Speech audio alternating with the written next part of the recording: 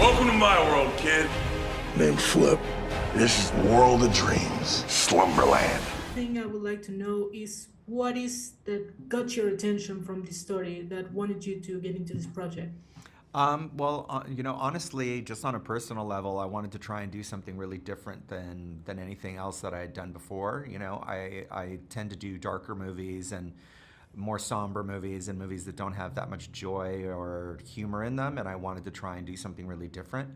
And when I saw this script, it had a lot of the things that I love, right? It was emotional and it was, visually imaginative and had a lot of world building, but also had a lot of joy and hope and humor in it. And so I think that really appealed to me. And you have a lot of experience on working on adaptations. As a Hunger Games fan myself, I have to say that Catching Fire is probably one of the best adaptations that I have ever seen. And this has its source material. So I would like to know how is the process of you as a director of knowing that the source material exists and that you have to translate it into the screen. It's different. It's different every time, right? So with something like Hunger Games, and I just actually finished shooting the newest one. I work, really closely with Suzanne Collins, the author, from the beginning. So talking to her about the books, and she and I usually sit down and do, the beat sheets of what the movie's going to be, and she works with the screenwriter and with me and the producer very closely. This is very different, right? This is, we sort of took inspiration from the original comic that, was created around 1900, so it's a long time ago. Sort of took inspiration from it and then really turned it into a contemporary story. So there's very little in it that is actually pulled from the comic strips itself. It's more like the spirit and kind of the idea was born out of the comic. So it's a very different kind of adaptation process than, let's say, the Hunger Games. And funny that you mentioned inspiration because it was one of the things that I wanted to mention here because while I was watching the movie, it reminded me to two particular films that I actually love very much. Probably not very famous, or maybe they are, but it was The Lovely Bones and The Book Thief in many scenarios of the Dreamland. So I wanted to know which were your inspiration into building these new worlds. Weirdly, I'm trying to think now. I don't remember having a bunch of sort of inspiration. I was really, or like references or anything like that. I do know both of the movies that you're talking about, and I actually really loved the book of The Book Thief. I thought that was a fantastic book. But yeah, I'm trying to think if there was anything like specific. I don't think. Weirdly, probably the closest thing that I thought about a lot, which is weird because it's a much darker movie than this, was Pan's Labyrinth. So I'm a huge fan of Pan's Labyrinth, but not really, not visually connected to the movie, but story-wise, right? That it's that blend of fairy tale with reality and this kind of, where you land in a place, like one of the most beautiful things about Pan's Labyrinth, right, is you get to the end and you're sort of like really hoping the fantasy is real, because if not, it's just so sad. And I just love that idea and that feeling.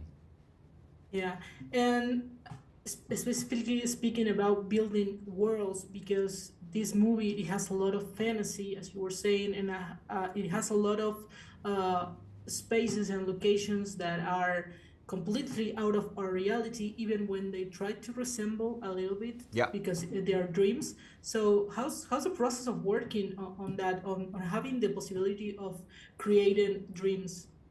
Well, it's really fun. That's part of like what I really enjoy about my job and about the stories that I created, right, is building the different worlds.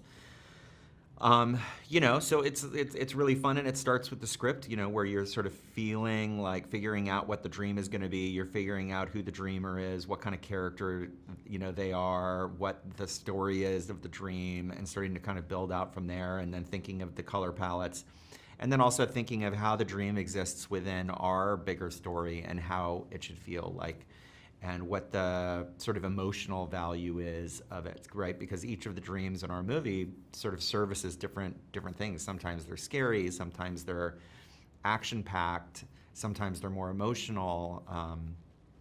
And so it all sort of starts there, and then the fun is kind of fleshing them all out and starting to bring them to life. Something that I always admire of you as a director is that you have worked a lot on music videos, Yeah. and I always wanted to ask you, what did you took from those experiences working on music videos into movies, and if you made something in particular in this movie that came from those experiences? I mean, I think the thing, just because I did music videos for so long, and weirdly I was doing music videos knowing that I always wanted to direct movies, right, was that after a while I started kind of practicing world building, right, that I would build worlds for the videos I would do, or try to tell stories and in certain music videos to really try and, hone my narrative skills.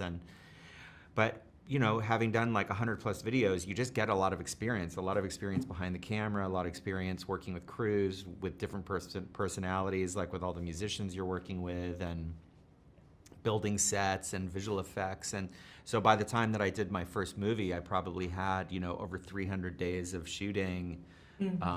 So it's, if though I'm a first-time film director, I've done a lot of directing. So the idea of like the sort of technical aspects, none of that was new to me whatsoever. So I think that was probably the biggest help.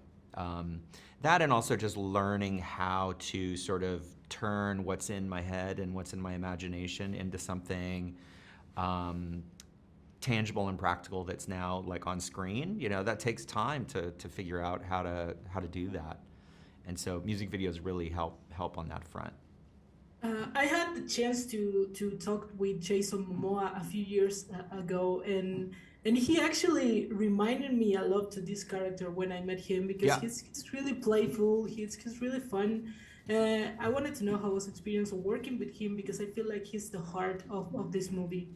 He is, and I mean, honestly, that's why I cast him, So when I got the script and I was like developing it, I was doing a show with Jason, and so See. Jason and I became friends, and I kept thinking like, oh man, Jason kind of is this character, right? Because and not many people understand that. Maybe more so now, but the fun, kind of lovable side, the irreverent, mischievous side, the goofy, silly side. There's just a lot of things and elements of him that people don't really imagine that I knew he could pull off in this. So it was really fun. This is like a fan question, and I had to do this. If you could choose one of your movies that is not, of course, The Hunger Games, to become a Hunger Game arena, which one would you choose? Probably I Am Legend, I think. I think I Am Yeah. Legend, like empty New York, that would be a good Hunger Games arena.